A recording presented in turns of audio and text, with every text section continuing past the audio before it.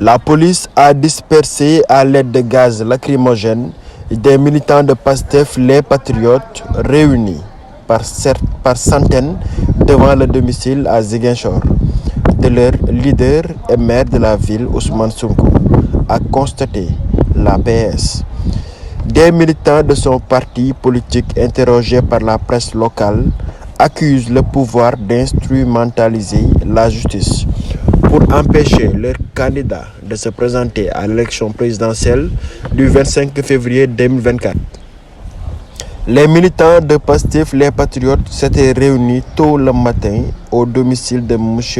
Ousmane Sonko, bloquant le passage entre l'université Assane Seck et les quartiers Boucotte, Grand Dakar, Lindiane et Néma.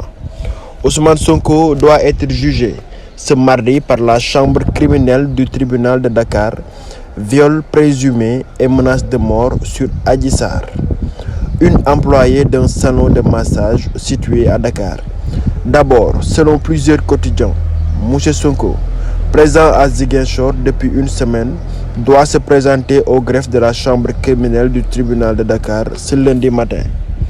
Des spécialistes du droit pénal interrogés par la presse affirment que la loi autorise le président de la chambre criminelle de demander à la force publique de le faire venir s'il ne défère pas à la convocation. Il lui loisible aussi, selon la loi, de le faire juger par contumace sans sa présence. L'opposant Ousmane Sonko a déclaré le 7 mai avoir pris la décision de ne plus coopérer avec la justice sénégalaise. J'ai même fait l'objet d'une agression dans l'enceinte du tribunal. C'est pourquoi j'ai pris la décision de ne plus coopérer avec cette justice, a-t-il soutenu. Ousmane Sonko a été condamné le lundi 8 mai à 6 mois de prison avec sursis par la Cour d'appel de Dakar pour diffamation et injure publique à l'encontre du ministre du Tourisme et des Loisirs, Mame Mbaye Niang. La Cour d'appel a confirmé sa condamnation en première instance à verser des dommages et intérêts de 200 millions de francs CFA aux plaignants.